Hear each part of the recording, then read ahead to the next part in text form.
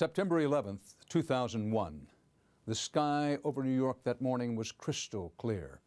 In a matter of minutes, the city would be enveloped in a cloud of terror on what would become one of the darkest days in the history of the United States.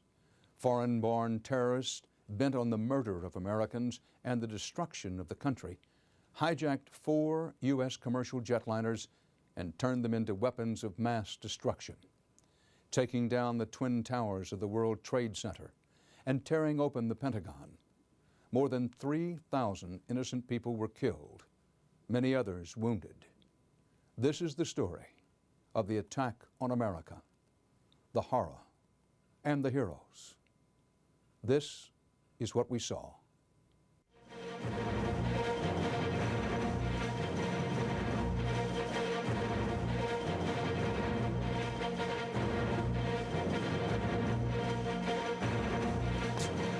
It's 8:52 here in New York. I'm Bryant Gumbel. We understand that there has been a plane crash on the southern tip of Manhattan. You're looking at the World Trade Center. We understand that a plane has crashed into the World Trade Center. We don't know anything more than that. We don't know if it was a commercial aircraft. We don't know if it was a private aircraft. We have no idea how many were on board or what the extent of the injuries are right now. We have, I understand, an eyewitness on the phone right now. Sir, good morning. This is Bryant Gumbel. Could you give us your name? Yeah, my name is Stuart. Stuart, where are you right now? I'm working at a restaurant in Soho. All right, so tell us what you saw, if you would. I was waiting at a table and I literally saw it seemed to be like a small plane. I just heard a couple noises. It looked like it bounced off the building, and then I just saw a huge ball of fire on top. And then the smoke seemed to simmer down. And it just, a lot of smoke was coming out, and that's pretty much the extent of what I saw. Can you tell us about the scene down there right now?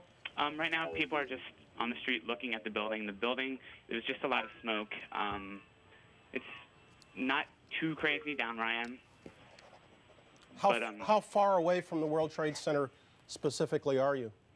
I'm actually on Thompson Street North. I'm not too far. It's 8:54 right now. Stuart, can you tell me when this happened exactly? I would have to say about 10 minutes ago. Were you looking up as the plane approached the building, or did it only catch your attention after it crashed into the World Trade Center? I heard a sort of a crashing sound, but I looked up quick enough to actually see something go into the building, but everything happened so fast I wasn't quite sure what I was looking at. So there's no way you can know whether or not the plane seemed to be in trouble before it crashed into the building? Oh, no, I couldn't tell. It's hard for us to tell from the picture we're seeing just how far down from the top that plane crashed. Have you any better eyesight to it from your vantage point? Not really. All I know is it definitely wasn't the top of the building, because that seems to be intact from what I saw. Obviously, the timing of this is important. It comes before 9 o'clock. Perhaps, and we say that in hopeful fashion, perhaps not everybody was at work, because if that building was in fact crowded with workers, we're looking at probably some casualties and injuries of considerable proportions. But right now there's no way of telling that. We're on the line with another eyewitness. Sir, this is Bryant Gumbel in New York. How are you doing? I'm fine, thank you. You're Wendell? Yes, I am. Wendell, can you give me your last name? Klein. Wendell Klein. Tell me where you are, if you would. Well, right now I'm back in the hotel. I'm in the hotel offices here, the front office. You're in the. Okay, where were you when the? I was standing right in front of the hotel. I'm the doorman there, and. The hotel. Which hotel? Marriott World Trade Center. Right across from the World Trade Center. It's actually right in between them. Right in between the World Trade Center. Yes. Okay, so you were standing outside, and tell us what you saw and what you heard. Well, what I heard first, an explosion, and I just figured that it was a plane passing by. Then all of a sudden, stuff just started falling, like bricks and paper and everything. And so I just kind of ran inside to get away from the falling debris and glass and so forth. Then after everything stopped, because it was falling in the street and the cars were crashing into each other. And then when it kind of stopped, I heard a guy screaming. And when I looked over, there was this guy that was on fire. So I kind of ran over, and I tried to put the fire out on him. And he was screaming, and I just told him to roll, and he said he can't. And then another guy came over with his bag and kind of like put the flames out on him. So right now he's being taken care of. I just had everyone call the ambulance and stuff so it can help him out. He caught fire as a result of the falling debris? Yeah. How much debris, can you give us an idea of how much came crashing to the ground? It's just a lot. Bricks, a lot of bricks, a lot of glass. I'm like enough to like damage cars on the street, make cars swerve into each other, that kind of thing. I hear alarms going off down there. What's happening? That's our hotel alarm, and basically, I guess that went off automatically. They've evacuated everyone in the hotel, and evacuated all employees. They have evacuated the hotel? Yes. Immediately? Yes. Are you hearing anything, Wendell, about what kind of a plane it was, No. or No. how many were on board? No. All right. Mr. Klein, thank you very much, sir. I understand Teresa Renault is with us right now. Ms. Renault, good morning. Good morning. How are you? This is Bryant Gumbel. I'm down on 59th and 5th. Where are you? I am in Chelsea, and we are at 8th and 16th. We are the tallest building in the area, and my window faces south, so it looks directly onto the World Trade Center. And I would say, approximately 10 minutes ago, there was a major explosion from probably, it looks like about the 80th floor. It looks like it's affected probably 4 to 8 floors. Major flames are coming out of the north side and also the east side of the building, yes. And it was very loud explosion followed by flames, and it looks like the building is still on fire on the inside. Which building are we talking about? The one that's westernmost? Let's see. Yes, sir. Did you hear the explosion from yes. your position? Yes, we did. As a matter of fact, we heard it, and because I was just like standing there pretty much looking out the window, I didn't see what caused it or if there was an impact. So you have no idea right now? There's another one. Another plane just hit. Right. Oh, my God. Another plane has just hit. It hit another building. Flew right into the middle of it. Explosion. My God, it's right in the middle of the building. This one into the east tower? Yes. Right in the middle of the building. And right now, that was definitely looked like it was on purpose. You saw a plane? Yes, I just saw a plane go into the building. Why do you say that was definitely on purpose? Because it just flew straight into it. Looks like it's about, I would say 15 floors lower than the first building, and there's now flames coming out of that building as well. They're both completely on fire. Now, Teresa, hang on with us 1 second. We're going to re-rack the tape of when we were talking to you to see if we can tell. Okay. We can't see anything. We can't see a second plane in the picture. There we see the explosion. 2 commercial jetliners turned into missiles, blast through the twin towers of the World Trade Center, 17 minutes apart. It is clear now, this was no accident.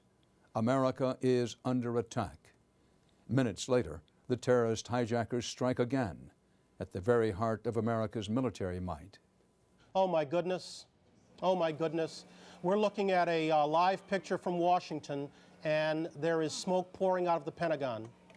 It would appear that there has been another major explosion, this one in the nation's capital. You are looking at a scene of apparent blast aftermath. There is smoke in the air over the Pentagon. We don't know whether this is the result of a bomb or whether it is yet another aircraft that has targeted a symbol of the United States power, but there is smoke pouring out of the Pentagon. This is coming at 9:43 Eastern Time. The president right now is on his way back from Florida. He had gone there for an educational event. In a brief remarks, he said this was an apparent terrorist attack on our country. We do have a couple of reports, one from AP, one from Reuters, reporting that an American Airlines plane was hijacked, that a United Airlines plane was hijacked, supposedly one of those 2 planes hijacked out of Boston. At this point, the Pentagon, the White House, the Capitol, and the Treasury have been evacuated in Washington. In New York, all airports, tunnels, and bridges have been closed, and in Chicago, the Sears Tower has been evacuated. We understand now there has been a secondary explosion on Tower 2. With that, we will leave you and turn it over to Dan Rather. This is CBS News continuing live coverage of the apparent terrorist attacks today here in New York City and in Washington, D.C. It's important to say these things at the very beginning. There is much that is not known about what is happening. The second thing is that the word from almost everybody who's trying to deal with the situation, the word of the day is steady. Steady. Yes, there have been some terrible things happening, but until and unless we know the facts, it's very difficult to draw many conclusions. But there'll be rumors all day, and we're going to try to separate the rumors from the facts. CBS News veteran correspondent Harold Dow is on the telephone now from a section of the city where these twin towers are in flames and smoke. Harold, if you hear us, come in. Yeah, I arrived on the scene about an hour and a half ago, and believe it or not, there was another major explosion. The building itself, literally the top of it came down, sending smoke and debris everywhere. I had to do all I could to run to get away from all the debris. Me and a number of other people here are trapped in the subway here in a shoe store, actually trying to get away from most of the debris. It's just an incredible sight. They had a lot of emergency workers around the building, and of course everybody's hoping that these people were able to get out of there without being injured. But it is a surreal and devastating scene over here, something like I've never seen before. Harold, exactly where are you in filing this report? Dan, I'm at a subway station. I just ran down the stairs. I didn't even look at it. It's right around the corner from the World Trade Center, and I'm kind of waiting for that smoke and debris to blow away to go back upstairs. But it's just an unbelievable situation here. Well, Harold, if I may, take a deep breath, take a series of deep breaths, and then let me ask you, have you seen any indication that would tend to confirm these reports, which have been growing in intensity, that a section of the World Trade Center has collapsed onto the street below? Do you see any confirmation of that in any direction? That is true, Dan. That's what we were all running from. We heard the building coming down, and that's what we were running from. Literally, people ran out of their shoes trying to get out of the way of this thing. The South Tower of the World Trade Center collapsed just before 10 a.m. The North Tower a half hour later. The most powerful nation on earth was shaken to its very foundation. The Capitol was in chaos. These pictures have to do with casualties injured at the Pentagon. If anybody has been killed, we are not yet aware of it. We go to Jim Stewart in our Washington Bureau. Jim? And here in Washington, the police now have closed down the Capitol, the House and Senate. They have closed down the Justice Department. The World Bank has been emptied.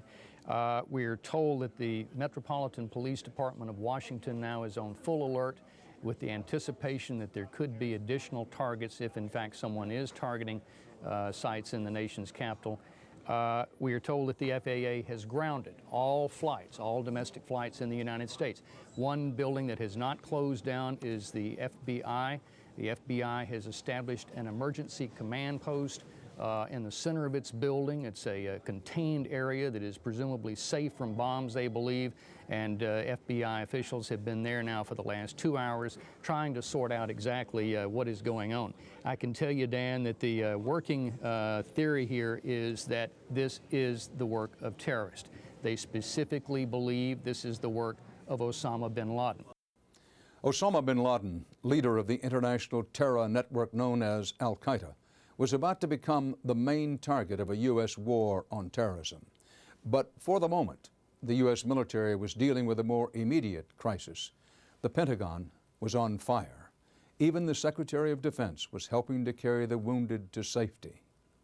In Washington, we go to David Martin on cell phone. David? I'm at Arlington National Cemetery, which is just across the highway from the Pentagon. A portion of the west side of the Pentagon has collapsed. I spoke to one of many injured who were in the building at the time. He had a light head wound. I asked him what happened. He said he didn't know, but as he was leaving the building, he asked a security guard, "What hit us?" And the security guard said, "A plane." And you can see pieces of twisted fuselage lying about 50 yards away from the building of the Pentagon. Right now, the scene is one of black smoke and dozens of fire engines, medevac helicopters. They are rigging that part of the lawn of the Pentagon, which is where the helipad that the Secretary of Defense uses is located. They are rigging that to handle mass casualties. They're bringing in large numbers of stretchers to deal with this. All appearances are that for the first time in its 50-plus year history, the Pentagon has been attacked. Nearly 200 people died in the attack on the Pentagon, more than 2,800 at the World Trade Center. As the Twin Towers collapsed, people on the street ran for their lives, including CBS News correspondent Carol Marin. She was still covered in debris as she told how she narrowly escaped death. Dan, I think I was in the second collapse or an explosion right after that, because I was trying to make my way around Stuyvesant High School. I believe that's correct. I'm not a New Yorker. But I was coming toward the World Trade Center looking for CBS crews and asked a firefighter if he saw any. He told me to walk down the middle of the road. All of a sudden, there was a roll, an explosion, and we could see coming at us a ball of flame stories high. He and others screamed, "Run," and I ran. I fell. One of them picked me up. We ran as fast as we could, and then he threw me into the wall of a building and covered me. Forgive me. I am in his debt. You know, Dan, I know firefighters do incredible work all of the time, but this was exceeded anything that I can imagine. He threw me into a wall, covered me with his body. I could feel his heart banging against my back. We were both so sure we were going to die. The flame somehow stopped short of us. But whatever collapsed created, and you saw it in some of that video, Dan, a rain of cinders so thick that you couldn't see this far in front of you and you couldn't breathe. A police officer, and I wish I knew the firefighter's name, a police officer by the name of Brendan Duke grabbed my hand, and he and I tried to find our way through it until we could hit a clearing in the light. What you're seeing on the ground here, Dan, was in the air, and you couldn't see. And again, we thought we were finished. We somehow got to the light. Another firefighter gave me his mask for a moment so I could breathe. And then I made my way somehow through the smoke into the light to our crews. There was a cameraman there whose head was bloody, and he was trying to shoot and set up some of these shots there. The firefighters, the police, the crews, the people streamed toward me as I made my way to the Trade Center, sobbing and crying and trying to call home on dead cell phones, but they couldn't get through. There is so much fear out there even now because of gas main leaks. There was a point at which I watched firefighters run. Someone threw me forward. A paramedic truck let me jump inside and drove me halfway, and then a New York City bus driver opened his doors of an empty bus and drove me here to the broadcast center. To all of them, I mean, citizens of New York and have remained amazingly calm but deeply frightened. No one knew if or when terrorists would strike again, or where. Immediate steps were taken to preserve the continuity of the U.S. government. The President and the Vice President, the leaders of Congress, were rushed to secure locations. The government was in crisis. The Pentagon, the heart and soul of the U.S. Defense Department, headquarters of the U.S. Defense Department, has never been attacked before. A portion of it is now in flames. We go to Bob Schieffer, our chief Washington correspondent. Bob. Well, Dan, to give you some sense of just how big that explosion was, I'm about a block north of the White House, some miles from the Pentagon, but as you look over my shoulder and look directly across the old executive office building, you can see there are still these huge clouds of smoke billowing out of the Pentagon. This was no small explosion. It can be seen literally from miles. Dan, I must say, if there is one thing you can say for America and the American people, they come together in times of crisis like this. Just now, we got a joint statement from the Republican and Democratic leaders in the Congress. I want to read to you what they said. They said, quote, and this is Tom Daschle and Trent Lott speaking in one voice today, not two voices, speaking in one voice. They say, we are outraged at this cowardly attack. Our prayers are with the families of the victims. We are strongly behind the president. The full resources of the United States government will be brought to bear to protect the American people, and perhaps the most important part of this, and to track down and punish the perpetrators of this attack. This is being seen on Capitol Hill as another Pearl Harbor. John Warner, the ranking Republican on the Armed Services Committee, said just that. Chuck Hagel, another very influential senator on defense matters, said today America has been forever changed. Osama bin Laden had tried once before to destroy the World Trade Center in 1993. So when it was attacked again, he immediately became the prime suspect. But who was this mysterious figure? Professor Fuad Ajami, a Middle East expert, knew well bin Laden's trail of terror and his motives. We do know that Osama bin Laden has been active in this kind of industry of terror. He's a wholesaler of terror. And we do know that in the East Africa bombings in both Dar es Salaam and Nairobi, he was implicated. We suspect that he was implicated on the attack on the USS Cole, where two of his followers, we think, in effect hit one of our destroyers. And so we have arrived at this point now. We do know that it's the fate of a liberal power like us, like this great superpower, to be envied, to be resented. And look at this attack. This attack targets the Pentagon and the World Trade Center. It targets the symbol of our military might and the symbol of our financial, economic might. So both New York and Washington are the main targets. And it is a message to a great power that even though our wingspan is broad, even though our economic resources are vast, even though our military infrastructure and our military might is vast, we are vulnerable to these kinds of operations. And we do know that there is a tremendous amount of anti-Americanism in large parts of the world. In large parts of the world, there's a tremendous amount of anti-Americanism. In the world of Islam in particular, we understand this. But there is this anti-Americanism, and people like bin Laden feed off it.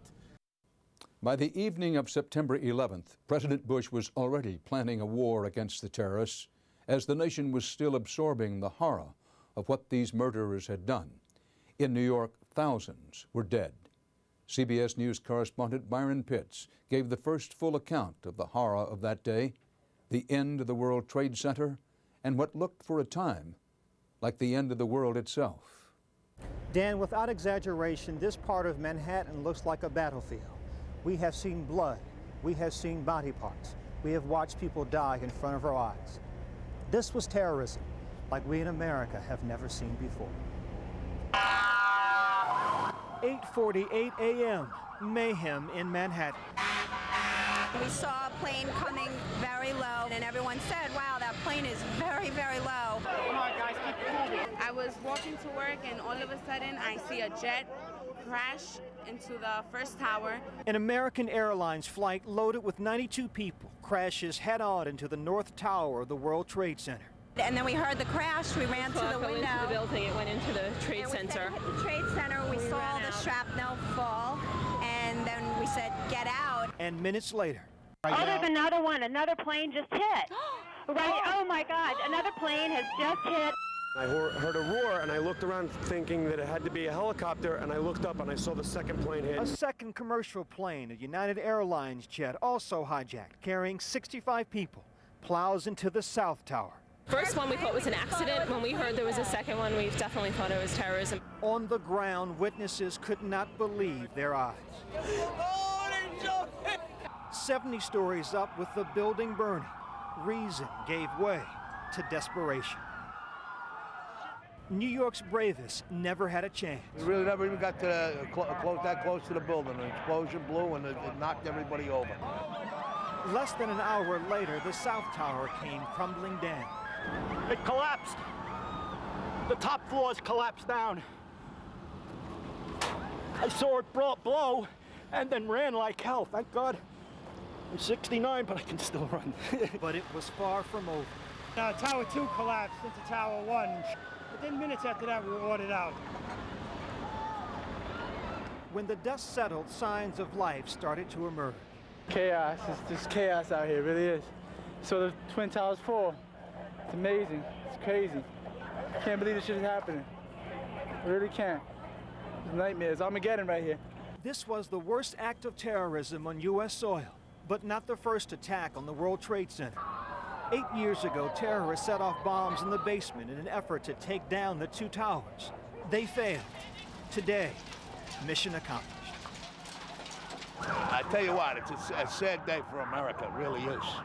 By 2 o'clock this afternoon, firefighters and police officers and paramedics by the hundreds stood by, many of them feeling helpless. There was nothing they could do at this point because the building was still unsecure.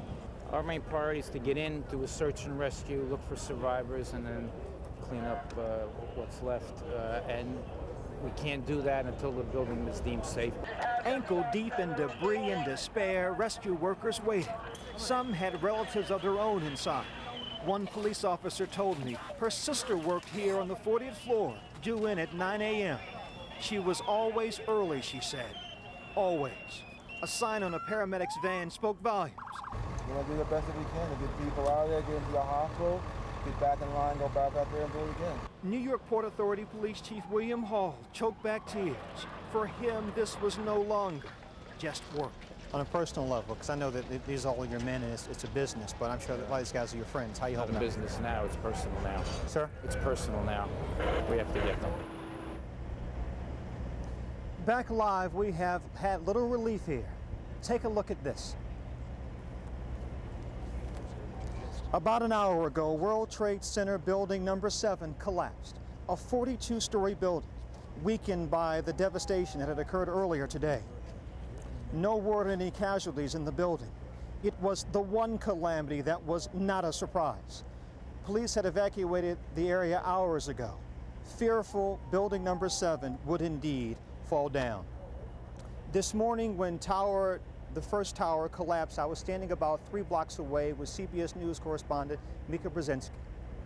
As a fireball rolled toward us, Mika grabbed her shoes, I grabbed her hand, and we ran like hell. Thousands did. Dan, except for a few sirens, I have never heard New York City this quiet. Graveyard quiet. It is September 12th, 24 hours since the terrorist attack on America. In New York, the desperate search for survivors goes on. But reality is quickly sinking in. How could anyone be alive in that burning pile, under tons of shattered concrete and twisted steel? It was now called Ground Zero, and CBS News correspondent Scott Pelley was there. We spent much of this day at the foot of the World Trade Center towers, or what's left of the World Trade Center towers. We were there with the rescue workers who were searching for any sign of life, but by late today, even for them, hope was beginning to give way to the grim realities of this attack. Ground Zero, right between the remnants of the 2 shattered towers. Late today, a body wrapped in the American flag was pulled from the wreckage. It was believed to be that of a New York City firefighter, one of perhaps hundreds who were caught in the collapse of the towers as they themselves were struggling to save the victims of the attack. In this plaza, once a crossroads of the world, hundreds of firemen, doctors, paramedics pulled at the mountain of debris, shoulder to shoulder with average New Yorkers, iron workers, carpenters, nurses, all volunteers. John Steele is a volunteer nurse who hoped to make miracles here, but there have been precious few of those. You pulled 2 people out of here. Tell me about that. Approximately 5 o'clock this morning. The sun wasn't really quite up yet. We located 1 victim. Alive? No. Unfortunately, deceased. What was remaining of the victim, I should say. And shortly after that, we located another victim of the tragedy, also deceased. We were able to retrieve that victim's body also and bring it to the morgue. Can you describe these people to me? Physically, I really can't because, fortunately, there wasn't really much left of them. You've been all over this place where we are, Ground Zero, for 18 hours. What are the chances? What are the chances that there's somebody alive, do you think? Well, to be honest with you, we did retrieve a police officer this morning who was trapped for approximately 11 hours last night. From what I understand, I can't confirm this is true or not, apparently he was on the 80th floor. That rescued officer was treated by Dr. Tony Daher. He and his partner, Dr. Lincoln Cleveland, are emergency room physicians from New York University Hospital downtown. I was here when they extricated the police officer at 8 o'clock this morning, who was in very good shape, actually, amazingly enough. I think right now it's just going to be a very slow process of digging through rubble. We saw all our casualties yesterday at our hospital stopped at about noon. It got really strange and very spooky. Things just stopped coming in that had anything to do with the blast. And you know, at the time, I was thinking, you can read a couple things into that. Either people are buried and they're going to start bringing bodies out, or just everybody died. Where are all the people who were in these buildings? The buildings were built, the structural support of the building is the shell, is the skin of the building. I remember when they were built. I'm a New Yorker. The innovative architecture of it is that the outer shell is where the strength of it is. And I think what happened is the whole thing imploded. It was like a chute that went straight down. What does that mean to the inside? It means that the explosion has nowhere to go except down. I think another building collapses, there's toppling, pieces fall off, there's a diffusion of the energy, and in this collapse, the energy all went straight down.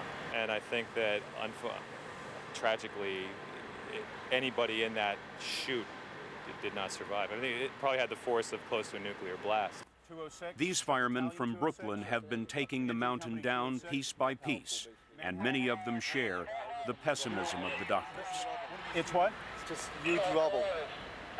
Do you see anything of the victims, of the people who were in the building?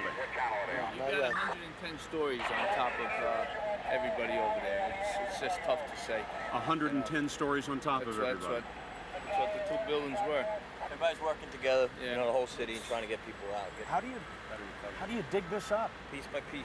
Hand by hand. That's why you just make the chains and get the debris out. That's all you can do.